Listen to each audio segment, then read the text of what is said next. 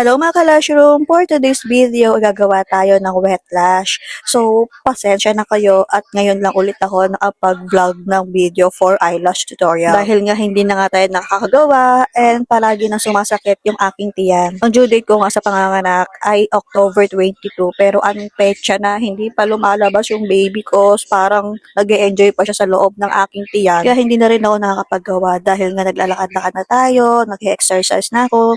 Ngayon lang ako naglalakad-lakad talaga. Kasi baka tayo ay ma-overdue. Kawawa naman ang aking baby. Sobrang tamad ko din talaga kasi maglakad. Kasi kapag naglalakad talaga ako ng matagal na may nararamdaman ako sa part ng aking kifi na parang may bubukas, parang may napupunit.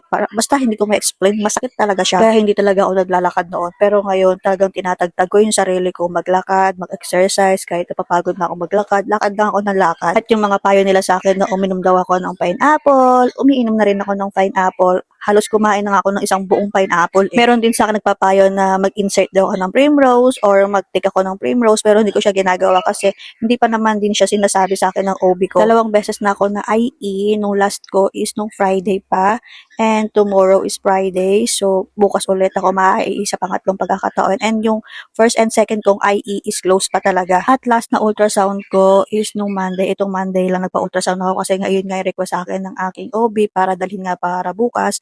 Napansin ko, every time kasi nagpapa-ultrasound ako, ang lagi kong or yung due date sa panganganak is October 22.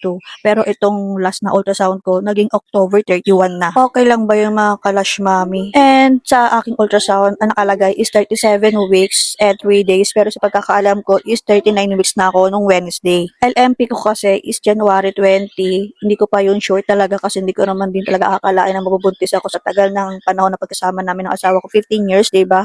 Hindi ko akalain na mabubuntis pa ako. So, hindi ko talaga alam kung anong exact ng date, kung ano araw talaga ako huling dinatnan or niregla. Pero sure kasi talaga ako na sa kalagitnaan siya ng buwan. Sana ay makaraos na ako at makaraos ako ng maayos na safe delivery kami dalawa ng baby ko.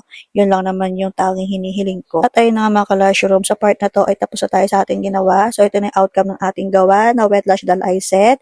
And sa mga gusto magpagawa ng ganitong set ay message lang po kayo sa aming Facebook page. So ayun, mamimili ulit ako ng pagbibigyan ng lash kit para sa ating masisipag na followers. Lahat po ay pwedeng sumali. Yes po, lahat po ay pwedeng sumali. Kahit na po yung nanalo na before ay pwede pa rin manalo.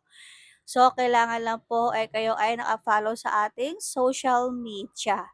So sino kaya ang next na mabibigyan natin ng lash kit? So yun lang. Thank you for watching. Bye!